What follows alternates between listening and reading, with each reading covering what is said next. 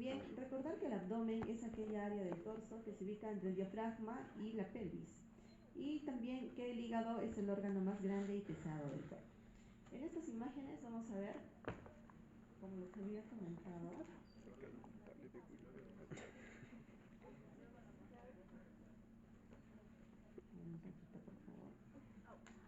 ¿Cuántas son? Muy bien, vamos de derecha a izquierda. En el lado derecho tenemos el hígado. El hígado está compuesto por el lóbulo hepático derecho y el lóbulo hepático izquierdo. La vascularización del hígado viene de la irrigación a través de la arteria hepática, la cual es rama de la aorta abdominal.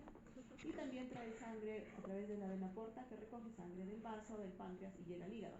Y finalmente se desembocan a través de las venas hepáticas en la vena cava.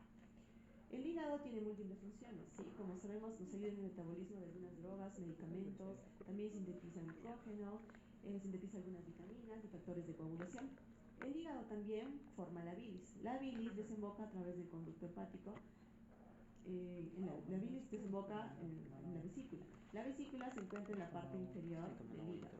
La vesícula se encarga de recoger esa bilis y posteriormente a través del cístico la desemboca uniéndose con el hepático común y forma un colédoco, llegando a la segunda porción del duodeno. A nivel de la parte izquierda tenemos desde atrás hacia adelante el vaso, el páncreas y el estómago. El vaso es un órgano bicóncavo que se encarga de depurar los glóbulos rojos, así también de formar glóbulos blancos y también constituye un reservorio de una pequeña cantidad de sangre que en el caso que sea necesario, por ejemplo en una pérdida aguda, podría liberarla hacia la circulación.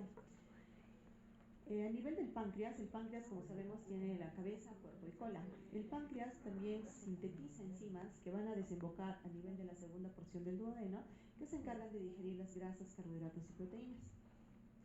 También más adelante tenemos el estómago. El estómago se continúa del esófago a través del pase del esfínter esofágico inferior por el hiato del diafragma. Una vez que el estómago está distendido, este ejerce un estímulo para que se pueda dar la contracción y el paso del bolo alimentario desde el estómago a través del canal pilórico hacia el duodeno. El duodeno, como sabemos, es la primera porción del intestino delgado y tiene una forma de C que rodea el páncreas. Luego del duodeno tenemos el yeyuno. El yeyuno se encarga también de... llegan las enzimas que nos ayudan a digerir lo que son los carbohidratos y las proteínas. Recordemos que en el duodeno se realiza la absorción del hierro. A nivel del yeyuno, una de las principales vitaminas que se absorben es el ácido fólico y luego del yeyuno se continúa el ilion, que es la parte más extensa del intestino delgado, y recordar que sobre todo en la parte final del ilion se absorben las sales biliares, la vitamina B12 y así como el cloro. Muy bien, continuando el intestino delgado, vamos a encontrar la válvula ileocecal, que es la entrada del intestino delgado hacia el ciego. El ciego es el inicio del colon. De una parte del ciego sale un saquito tubular y alargado que es el apéndice. Continuando con el ciego tenemos el colon ascendente, que a nivel del ángulo hepático se convierte en colon transverso y a nivel del ángulo esplénico se convierte en colon descendente. A nivel de la cresta ilíaca, este va a tomar una forma de S, constituyendo el colon sigmoides, que va a desembocar en el canal anal y posteriormente en el ano. Recuerden que a nivel del canal anal y del ano tenemos dos esfínteres. El esfínter anal interno, que es de músculo liso y es involuntario, y el esfínter anal externo, que es del músculo estriado y es el voluntario. Tenemos algunas variables fisiológicas respecto a lo que es la semiología abdominal en pediatría versus la semiología en el adulto. Una de ellas es que el tono muscular del esfínter esofágico inferior no se va a desarrollar por completo hasta el mes de edad y luego puede permanecer levemente débil durante el primer año de vida. El estómago en los pequeños hasta los 2 años es redondeado y luego va a tomar la forma larga y la posición adulta alrededor de los 7 años de edad. La capacidad gástrica del lactante, que es de 30 mililitros por kilo, es menor que el adulto y que el niño más grande, pero el vaciado es más rápido. El intestino delgado crece desde 270 centímetros al nacer hasta 550 a los 4 años. Y el hígado en el niño reconstituye el 5% del peso del recién nacido y en el adulto hace el 2% del peso. Bien, como en todo aparato o como parte de la semiología, recordemos que es muy importante una historia clínica adecuada. Y aquí vamos a tener ciertos puntos o ciertos parámetros más importantes dependiendo de la etapa en la cual se encuentre nuestro niño. Y es así que en la etapa de prematuros y recién nacidos es muy importante averiguar sobre todo los antecedentes de la mamá. El uso de drogas maternas, si ha habido infecciones intraútero, si han habido antecedentes familiares de afecciones gastrointestinales, el peso con el que nace nuestro pequeño, con qué edad gestacional nació, a qué edad evacuó el primer meconio. Esto puede ser trascendental, sobre todo en el estudio de estreñimiento, y también los patrones de evacuación. La cantidad y el tipo de alimentación, si recibe solo lactancia materna, si es lactancia mixta o si solo recibe fórmula. ¿Qué tipo de fórmula recibe? ¿Una fórmula estándar, una fórmula hipoalergénica y por qué la recibe? ¿Cuánto tiempo la lleva recibiendo? Si hay o hubo regurgitación o vómitos, si presenta o no ictericia, de qué tipo es la ictericia idealmente. Algunos de los niños cuando llegan ictéricos a la consulta dentro de las 2 primeras semanas de vida, dependiendo de los factores asociados o de los signos de alarma que podamos detectar, se les pueden pedir bilirrubinas totales y fraccionadas. Y si vemos que la directa es más de 1 y estamos frente a colestasis, y entonces nuestro enfoque va a cambiar. Y según los hallazgos de ese momento, pues puede considerarse una urgencia o podría ser manejada de manera ambulatoria. También es importante ver si hay hallazgos anormales en la ecografía prenatal, por ejemplo, la presencia de oligodramios o polidramios, que ya nos van a orientar a algún trastorno morfológico a nivel del tracto gastrointestinal. Si es que se hicieron previamente y cuáles fueron los resultados de amniocentesis o estudios genéticos en nuestro paciente.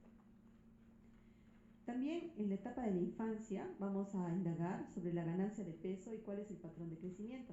Es muy importante que cuando nosotros evaluamos velocidad de crecimiento o la tendencia de crecimiento de nuestro pequeño, debemos evaluarlo en la tabla de nuestro bebé, en nuestra tabla de crecimiento y desarrollo, en aquellas curvas que ustedes han visto que tienen como una S, ¿ya? Tenemos que evaluarlos ahí. ¿Por qué? Porque si nosotros evaluamos un peso solo en este momento en que tenemos al paciente en la consulta, puede ser que este peso esté bien para este momento, pero de repente en los controles previos él estaba aquí y el día de hoy está acá. Sin embargo, está en el puntito verde, que es el percentil 50 o el Z0, que para el momento actual estaría bien, pero si él tenía un Z de 1 y ahora está en 0, está mal, porque ha tenido una caída de crecimiento, ¿sí? Por eso es muy importante evaluar en función de su tablita de crecimiento y desarrollo, o conocida como la tableta o el carnet de vacunación. Muy bien, también es importante ver qué tipo de alimentación y qué cantidad ingiere, porque hay algunos niños que no ganan de peso y de talla porque la cantidad de lo que ingieren pues es mucho menor de lo que requieren y el tipo de alimento que ingieren tampoco es el adecuado. Es importante averiguar la historia de alergias alimentarias. Seguro algunos de ustedes, ya muchos que han rotado en algunos hospitales, han visto que tenemos un número importante de pacientes con alergias a la proteína de leche de vaca, que es lo más frecuente, pero también hay pacientes con alergias alimentarias múltiples. Lo más frecuente es la leche de vaca, pero hay otros que son alérgicos también a la soya, también al huevo, también al trigo, entre otras alergias.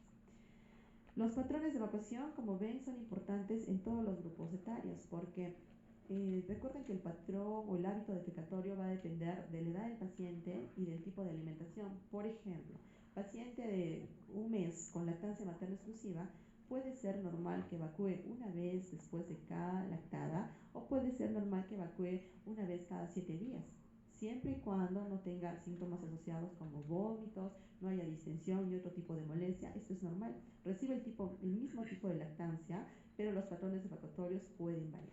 Paciente con lactancia mixta de esa misma edad, puede ser normal que hagan 3 a 4 deposiciones al día o una vez cada 3 a 4 días, ¿sí? Entonces, en este grupo etario, los más pequeñitos, más que frecuencia, valoramos consistencia.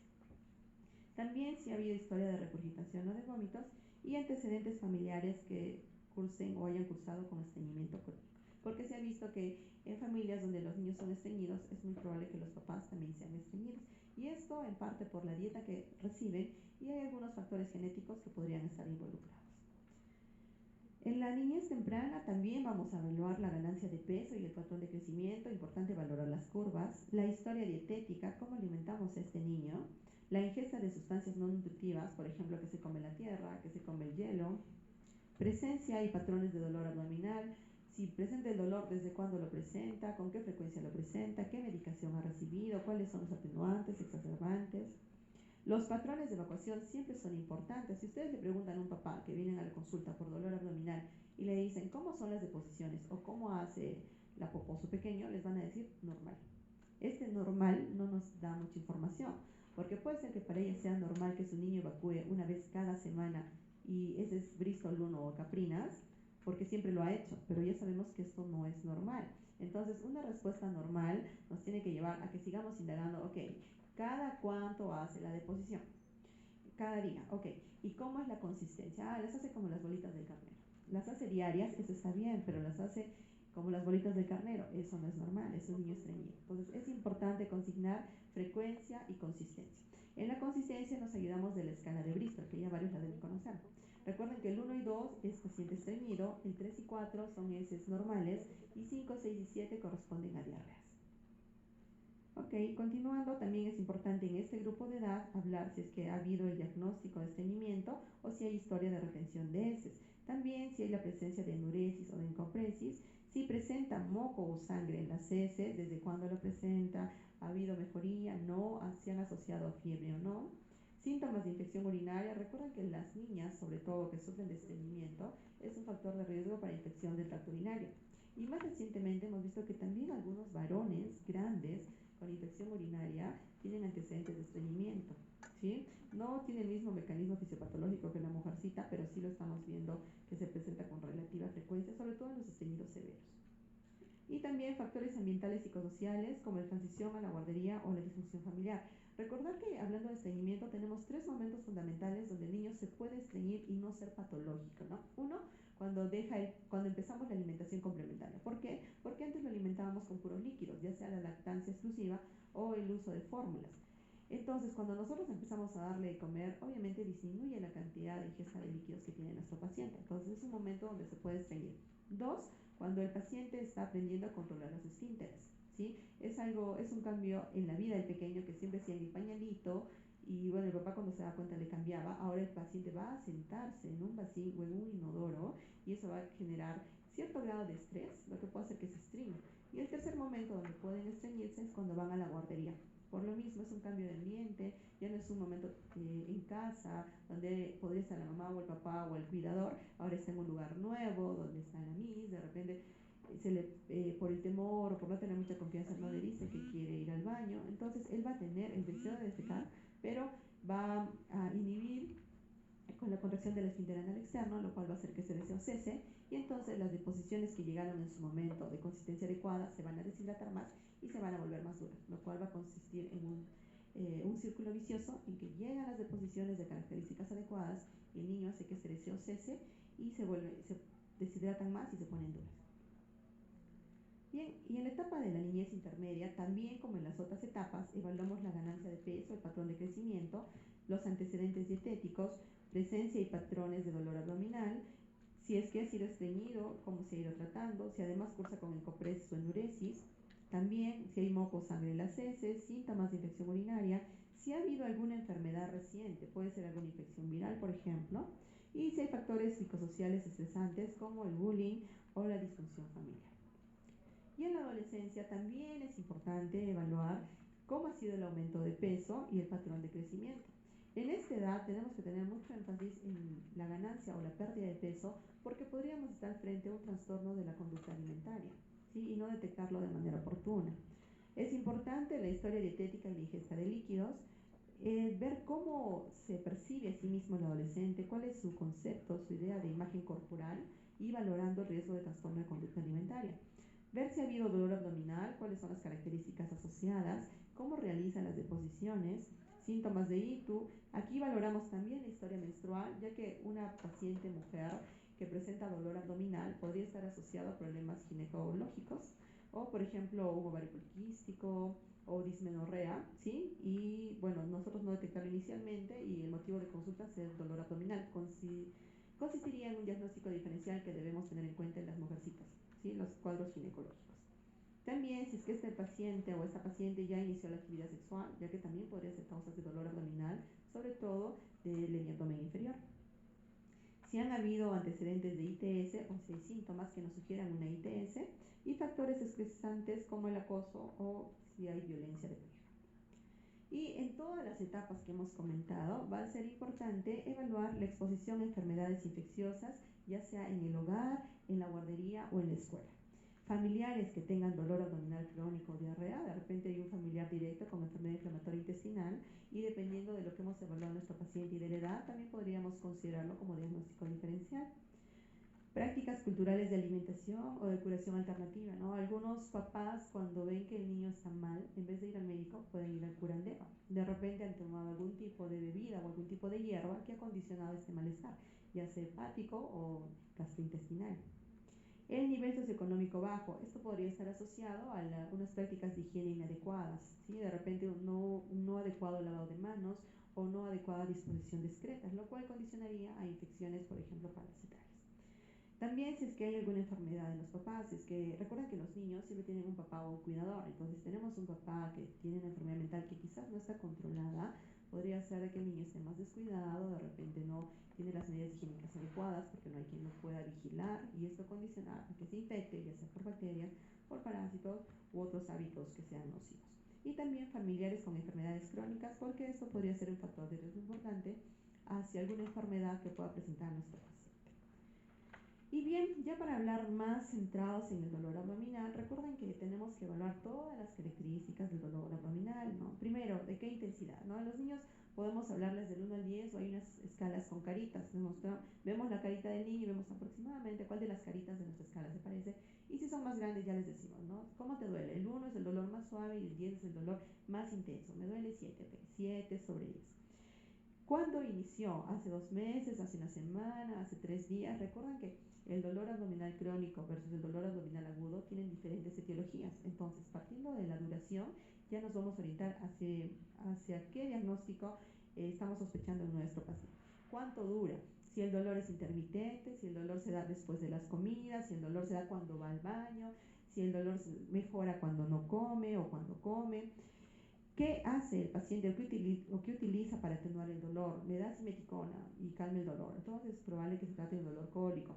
Me duele en el epigastrio y calma cuando tomo omeprazol. Entonces más un dolor tipo gastritis, ¿no es cierto? Y también que atenúan. Cuando me paro y salto, me duele más. Cuando descanso y tomo agua, me disminuye el dolor. Si ha habido antecedentes de trauma, también es importante evaluar. ¿Y qué síntomas asociados tiene? Si es un dolor abdominal que cursa con diarreas, que cursa con vómitos y fiebre, ¿en qué pensamos? ¿Cuál sería el diagnóstico? Puede ser apendicitis, sí, algo más común, es un diagnóstico para considerar. ¿Qué más? Si es fiebre, diarreas, vómitos y dolor abdominal. Podría ser una colitis aguda en paciente más grande y uno más pequeñito, digamos de 1 año, fiebre, dolor abdominal, vómitos y diarreas.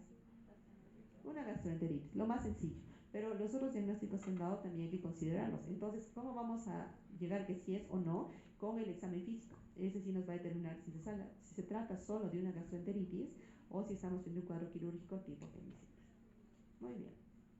Entonces, este es un tip que es muy importante y que nos dice que los niños con dolor abdominal funcional, hablamos de dolor abdominal funcional en aquellos niños que no tienen un cuadro orgánico o patológico de fondo. ¿Sí? Hemos hecho estudios y todo está negativo. Entonces, concluimos que se trata de un dolor abdominal funcional.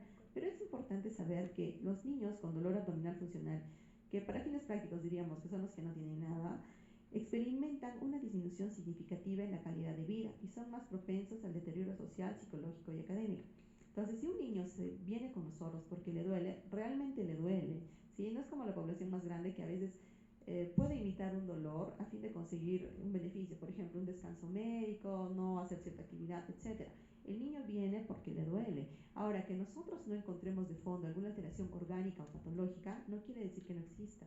Algunos de estos dolores funcionales pueden deberse a problemas familiares estresantes. Por ejemplo, el papá estaba con él todos estos años y ahora empezó a trabajar y trabaja fuera de la ciudad. Entonces se va 15 días y regresa 15 días. Esto es tan importante para el niño que sí puede generar estas molestias. Lo cambiaron de colegio. También es una causa que puede manifestarse con dolor abdominal. ¿Sí? Entonces, aunque sea un dolor abdominal funcional, en el paciente pediátrico tenemos que manejarlo. Entonces, ¿qué consideraríamos en este caso de que el papá se fue de viaje? Podríamos considerar la ayuda psicológica, ¿sí? Nos va a ayudar a manejar al paciente.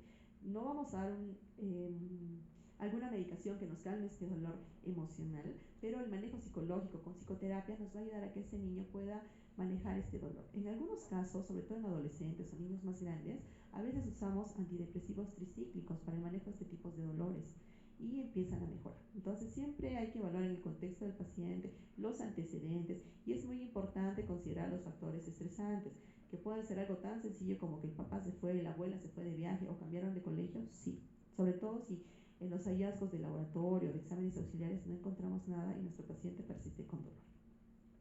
Entonces, nosotros tenemos que ver si es que hay o no la presencia de banderas rojas. Y una de las banderas rojas importantes es que nuestro paciente este dolor lo despierte en la noche o que despierte en la noche para defecar. ¿Por qué? Porque esto ya nos habla de que muy probablemente hay un factor orgánico como causa de ese dolor y nos obliga a realizar un estudio diagnóstico. Los dolores funcionales no suelen despertar al paciente, pero los dolores que sí tienen una causa orgánica los van a despertar en la noche o cuando ellos estén descansando, ¿sí? Entonces, cuando un paciente viene con dolor, nosotros le preguntamos, y sobre todo si nos dice que si es en la noche o primeras horas de la mañana, le decimos, ¿este dolor se viene después de que despiertas o este dolor te ha despertado? Si el dolor lo despierta del sueño durante la noche, entonces es una bandera roja y tenemos que realizar más estudios.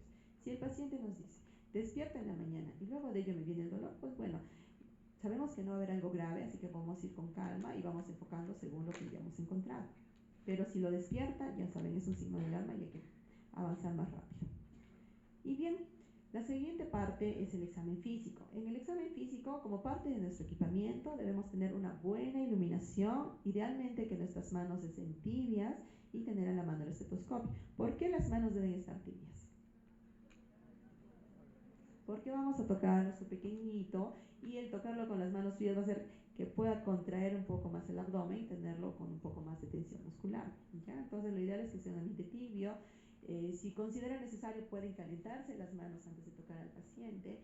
En otros casos lo que hacemos es poner el polito más delgado debajo y encima de ello palpamos, ¿ya? Si al examen encontramos un dolor abdominal y además la presencia de banderas rojas, es importante realizar exámenes de laboratorio o imágenes. Bien, ¿qué banderas rojas podríamos encontrar asociadas a nuestro dolor abdominal? Por ejemplo, pérdida de peso involuntaria, que haya diarrea crónica severa, que haya pérdida gastrointestinal de sangre, síntomas ginecológicos, historias familiares de enfermedad inflamatoria intestinal o enfermedad celíaca, síntomas urinarios, dolores articulares, entre otros. Y también podríamos encontrar úlceras bucales, masas abdominales, anorexia, hipertensión o cambios perineales. Ya nos tienen que orientar a que hay algo más que está pasando con el paciente y sí deberíamos considerar el uso de exámenes auxiliares. En cuanto a la preparación y el posicionamiento para evaluar a nuestro paciente pediátrico, recuerden que el niño está tranquilo cuando está con mamá o con el cuidador. Entonces, si nosotros vamos a agarrar un pequeñito, un preescolar, y lo queremos echar a la camilla, probablemente va a empezar a llorar, va a patalear, se va a mover y no nos va a facilitar el examen físico abdominal. Entonces, en este grupo de edad podríamos considerar recostarlo sobre el regazo de la mamá, de tal manera que las piernas del examinador médico estén en contacto con las piernitas de la mamá. El bebé, la paciente o el niño de la cintura para arriba echado sobre mamá y bueno, las piernitas pueden estar sobre el examinador. Entonces ya se sienten más confort estando con la mamá y va a ser un poco más sencillo poder evaluar. La inspección y auscultación se pueden realizar, si no pudiéramos echarlo, podríamos inspeccionar o auscultar en la posición sentada, sí, y la palpación superficial y profunda es en esta posición. El examen inicial puede ser con el niño parcialmente vestido, porque también tenerlo niño y quitarle la ropita, algunos de los pequeños cuando ya están en consultorio asocian el estar en un consultorio a vacunas. Entonces, si nosotros le quitamos todo, van a pensar que los vamos a vacunar y se pueden asustar. Entonces, no necesariamente al inicio tenemos que quitarles todo, ¿sí? Podemos ir por partes y en la medida que vamos examinando, ir completando el retiro de la ropa del pequeño. Y en los niños mayores y adolescentes, en ellos sí es obligatorio examinarlos en una camilla. Recordar que nosotros debemos estar por el lado derecho del paciente. Bien, podemos sectorizar nuestro abdomen para una evaluación, sobre todo si es que encontramos algún hallazgo patológico en este cuadrante o en este segmento, y según la ubicación podríamos sospechar de qué órgano puede estar comprometido. Entonces, si lo separamos en cuadrantes, tenemos el cuadrante superior derecho izquierdo, inferior derecho a izquierdo. Y si lo separamos en los 9 segmentos, tenemos hipocondrio derecho, hipocondrio izquierdo, epigastrio, región umbilical o mesogastrio, flanco derecho, flanco izquierdo, fosa ilíaca derecha, izquierda e hipogastrio. Dependiendo de dónde nosotros encontremos alguna alteración, vamos a decir, ok, puede tratarse de tal órgano. Por ejemplo, si nosotros encontramos un dolor en hipocondrio derecho, ¿en qué pensaríamos? ¿Qué órgano puede estar comprometido? ¿Perdón? El hígado y la vesícula biliar, ¿no es cierto? Si palpamos fosa ilíaca izquierda, de repente es sigmoide. Si palpamos flanco izquierdo, podría ser el colon descendente. Si palpamos hipogastrio, ¿qué podría ser? La vejiga, o en el caso de las mujeres, el útero, ¿no es cierto? Muy bien, entonces dependiendo de donde nosotros encontremos, ya sea la palpación o o al examen alguna normalidad, entonces más o menos en función de estos segmentos es que podríamos orientarnos qué órgano puede estar comprometido. Esto sobre todo es en los pacientes más grandes, ¿sí? Pero sí nos puede ayudar. Muy bien, y siguiendo con la inspección, lo primero que debemos ver en nuestro paciente pediátrico es la expresión facial. Como les decía, el paciente pediátrico no busca un beneficio, entonces si le duele, viene con carita de llanto o viene con carita de dolor. Si ustedes ven un niño ingresando compungido, pues algo le está pasando, ¿ya? Entonces, partiendo de eso, ya ustedes se dirán, ok, este niño parece que le duele algo. Y también el color, porque si nosotros vemos ingresar a un bebé amarillo, ya decimos que tiene ictericia, está pasando algo con el hígado. También vamos a ver si presenta dificultad para caminar o subirse a la camilla. Los niños con dolor por apendicitis aguda suelen tener dolor al caminar y sobre todo, y lo van a localizar en la fosa ilíaca derecha. Caminan y claudican, ¿sí? Y les preguntas, ¿dónde duele? Y les señalan allí. O si los hacen saltar, les duele allí. O viene en el camino, les dice la mamá, durante el trayecto, en los baches, le dolía la barriguita. ¿Ya? También es un factor importante. Y cuando se sube a la camilla, igual puede ejercer más presión a nivel de fosa ilíaca derecha y generar más dolor. También podemos pedirle al niño que salte y ver si presenta dolor, como les comenté en el caso de la pancreatitis aguda. Y si tenemos el niño, como les digo, puede asustarse, sí, de ingreso al consultorio médico. Entonces, lo que suelen hacer es flexionar las piernitas y eso hace que el abdomen se torne más rígido. Entonces, lo que se recomienda es, como parte del examen inicial, nosotros tenemos al niño echado, podemos tratar de levantar las piernitas y los muslos para disminuir la tensión a nivel del abdomen, porque puede ser que solo sea eso. Y con esa posición de las piernitas más arriba, podemos palpar un abdomen blando. Pero si ya estamos frente a un caso de peritonitis, pues el abdomen va a ser rígido siempre, aunque nosotros levantemos las piernitas, ¿ya? Pero nos ayuda como parte del examen inicial, porque muchos niños, ante el temor o el miedo de estar en el consultorio, flexionan las piernitas y se ponen la barriguita más dura. Al levantar las piernas podemos lograr vencer esta tensión muscular. Y esto es lo que les había comentado para ver cómo es el dolor. Bien, respecto a la inspección en la población pediátrica, es importante saber que el abdomen en los niños pequeños hasta los 3 años puede ser un poco más gordito o más pendular. Entonces, si nosotros vemos esto, no quiere decir que sea un abdomen patológico, ¿sí? Es parte de la contextura normal de nuestro paciente pediátrico pequeño. Y cuando evaluemos el abdomen, nosotros vamos a evaluar el contorno, vamos a evaluar la simetría, vamos a evaluar el color y la integridad. Vamos a ver si es que presenta alguna lesión o si tiene alguna sonda de gastrostomía o ha tenido cicatrices. Si encontramos cicatrices, vamos a tener la sospecha o vamos a confirmarlo con el papá si es que ha sido operado y de qué fue operado. Puede haber tenido una gastrosquisis, puede haber tenido una hernia, puede haber sido operado de un Hirschsprung, etc. En el caso de los bebés y niños pequeños, el abdomen va a ser protuberante y redondito. Y si encontramos un abdomen excavado, podemos tener como diagnósticos diferenciales la desnutrición o desplazamiento de órganos. ¿En qué caso podrían desplazarse los órganos del abdomen hacia el tórax? Una hernia diafragmática, por ejemplo. ¿Ya? Muy bien. Si el abdomen está distendido, y ya no es el caso de nuestro pequeño, o es marcadamente distendido, como diagnósticos diferenciales debemos considerar la obstrucción intestinal. También puede ser que haya una gran masa a nivel del abdomen, que haya la presencia de visceromegalia o de asitis. Si está asimétrico, podríamos estar frente a una visceromegalia, distensión de órganos huecos o una curvatura normal de la columna. Una de las partes que tenemos que evaluar adecuadamente es el ombligo, sobre todo en el recién nacido. ¿Sí? Recordemos que el ombligo, sobre todo en los recién nacidos, puede presentar signos de infección o también en los pacientes más grandecitos podría presentarse una hernia umbilical o una masa. En el recién nacido, si tiene el cordón umbilical, sobre todo cuando ellos recién llegan con nosotros en la atención inmediata, una de las cosas que valoramos es la presencia de los vasos sanguíneos, que debe tener 2 arterias y una vena. Si este paciente solo tiene 2 vasos, ya sean 2 arterias o una vena o una arteria, tenemos que descartar anomalías congénitas. El cordón umbilical se va a desprender alrededor del día 10, pero podría tardar hasta 3 semanas. Es importante que lo consideren porque puede ser que una mamita vaya con ustedes porque a las 2 semanas el cordón no se ha caído, ¿ya? Y no es patológico. También puede haber la presencia de granulomas, que es la coloración blanquecina que vemos aquí adentro, ¿ya? Y el manejo de granuloma puede ser con nitrato de plata tópico y si no mejora, pues se puede considerar el manejo quirúrgico. La mayoría de pacientes mejoran con nitrato de plata. Y si nosotros vemos que a través del cordón umbilical tenemos un drenaje prolongado, podríamos estar frente a un quiste o un remanente del uraco.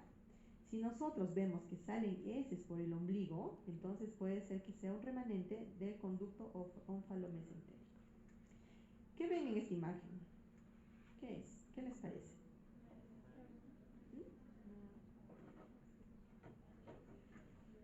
Perdón, más fuerte, chicos. No es una hernia umbilical, es una diástasis de rectos. Esto también se va a solucionar a medida que el niño vaya creciendo, ¿ya? Y lo vamos a ver sobre todo cuando esté echado, porque puede ser que se pare y quizás no sea tan evidente. Y en la auscultación, recordemos que la auscultación va antes de la palpación o la percusión para evitar alterar los ruidos hidroaéreos. Es recomendable escuchar sistemáticamente cada cuadrante. Los ruidos hidroaéreos normales van en un rango de 5 a 30 por minuto. Si los encontramos hipoactivos o ausentes, podríamos estar frente a un hilo paralítico. En el estreñimiento pueden estar disminuidos, pero si están ausentes, chicos, estamos frente a un hilo paralítico o un cuadro obstructivo. Y si están incrementados, pues la causa más frecuente es la diarrea. Durante la auscultación, nosotros tenemos que observar la carita del bebé. ¿Por qué? Porque vamos a identificar áreas dolorosas. Como les digo, a los niños hay que tomar muchas actitudes para evaluarlos adecuadamente, porque desde que el niño llega, ya está asustado, ya está contrayendo el abdomen, y como está tan nervioso, ustedes le tocan, aunque sea el brazo, y dice, ¡au! Todo les duele. Entonces, ¿cómo los ayuda a hacer un examen adecuado? Primero, tratar de distraer al niño, que se eche y pueden preguntarle, por ejemplo, ¿cómo te llamas? Ya, mientras va pensando él en responderles, ustedes van tocando la barriguita. ¿Cuántos años tienes? ¿Cuál es tu dibujo favorito? ¿Qué dieron en el capítulo de ayer? ¿Qué cuenta tu miss? ¿Cómo estás en el colegio? ¿Cómo se llama tu hermana? Son cosas que al niño lo van a distraer pensando en la respuesta y ustedes van a aprovechar en examinar. Algunos niños, como ya les duele la barriguita por la causa por la que vengan, apenas ustedes les toquen, van a sacar la barriga y no van a querer que los examinen. Entonces, ¿qué podemos hacer? Aquí nos valemos del estetoscopio, porque le decimos, solo te voy a escuchar. Entonces ellos saben que no los vas a apretar. Pero con el estetoscopio ustedes pueden ejercer cierta presión. Entonces, si por ejemplo se trata de una apendicitis aguda en que el niño va a venir con franco dolor en fosa ilíaca derecha y ustedes empiezan a apretar por ahí y va a sacar, va a decir, no me toques porque me duele, ya, te voy a escuchar. Entonces ponen la campana del estetoscopio y ejercen ligera presión. Y va a doler porque están presionando. Entonces si es una apendicitis y van a saca el cuerpito o ponen la carita de dolor. Entonces ya saben que ahí está doliendo. Pero hay que valernos de ciertas cosas para poder evaluarlos bien. Y en cuanto a la palpación, en el examen abdominal es la técnica más importante para evaluar al abdomen. ¿Sí? Muchas veces con una historia clínica y una palpación adecuada ya tenemos el diagnóstico. Complementamos con los otros puntos del examen físico. Entonces, en la palpación nosotros vamos a evaluar el dolor sobre todo, porque es la causa por la cual viene nuestro paciente. Vamos a evaluar si hay o no la presencia de masas. Si nosotros encontramos masas o visceromegalias, debemos describir la longitud, en el caso de las masas, los contornos, el tamaño, la forma aproximada, si causa dolor a la presión superficial o a la presión profunda y si está adherida o no a planos profundos. En cuanto a las visceromegalias, pues fundamentalmente evaluamos el hígado y el vaso. Entonces, si encontramos que estos están crecidos, debemos indicar a cuántos centímetros debajo del reborde costal se encuentran. En el caso de la citis, nosotros podríamos palpar un abdomen pues distendido y podemos encontrar el signo de la oleada, es decir, que en un lado ustedes es como una percusión, ¿sí? Van a un lado del abdomen y al otro lado sienten como llega una ola, ¿sí? Por eso se llama signo de la oleada, que puede ser positivo. Y en el caso de peritonitis, pues la palpación puede manifestarnos un abdomen rígido y doloroso a la palpación, de repente en varios cuadrantes o en uno en particular. En la palpación superficial nosotros vamos a observar la expresión de nuestro niño, sobre todo si hace alguna carita que nos oriente que le está doliendo. Y si nosotros en la palpación superficial encontramos alguna zona que nos orienta, que genera dolor, digamos en la apendicitis, en la fosa ilíaca derecha, esta debe ser la última zona que vamos a evaluar en la palpación profunda. Y la posición ideal para realizar la palpación es el niño en decúbito dorsal con las rodillas y caderas flexionadas suavemente, con el fin de relajar la pared abdominal. Bien, en la palpación sabemos que también podemos evaluar puntos dolorosos. Aquí les voy a hablar de algunos significativos. Por ejemplo, el punto de McBurney, que es aquel que se encuentra en la unión de los dos tercios internos con el tercio externo. ¿Y qué nos permite evaluar o qué nos ayuda a diagnosticar? Apendicitis aguda, ¿no es cierto? Y el de Bloomberg. Ok, entonces el McBurney es cuando nosotros presionamos y duele. Y el Bloomberg es cuando soltamos y duele. ¿Sí? Y también podríamos hacer el contralateral, que es el de Roxy. Nosotros presionamos en esta zona y el dolor el paciente lo va a sentir aquí en fosa ilíaca derecha. ¿Ya? Es otro de los signos que nos puede ayudar. También podemos evaluar puntos dolorosos como los puntos renolaterales, ¿sí? Entre otros puntos orientativos. Bien, en cuanto a la palpación del hígado, nosotros podemos utilizar la técnica del enganche. Entonces nosotros usamos la manito en el paciente hacia nuestro lado derecho y vamos está echadito por debajo del reborde costal y vamos subiendo hasta que encontremos un bordecito romo y ahí es el hígado. Entonces nosotros medimos la distancia desde el reborde costal hacia donde termina este borde romo y ahí es que reportamos la longitud del hígado por debajo del reborde costal. Entonces, en los lactantes o niños pequeños, ellos pueden presentar hasta 1 o 2 centímetros debajo del reborde costal derecho, sin tener significancia patológica. Ahora, si encontramos un hígado de más de 3 centímetros por debajo del reborde costal, sí estamos frente a una hepatomegalia. En el caso de un adolescente, niño obeso, en donde nosotros palpemos el hígado por debajo del reborde costal, estamos probablemente frente a una enfermedad por hígado graso no alcohólico. Deberíamos descartarla.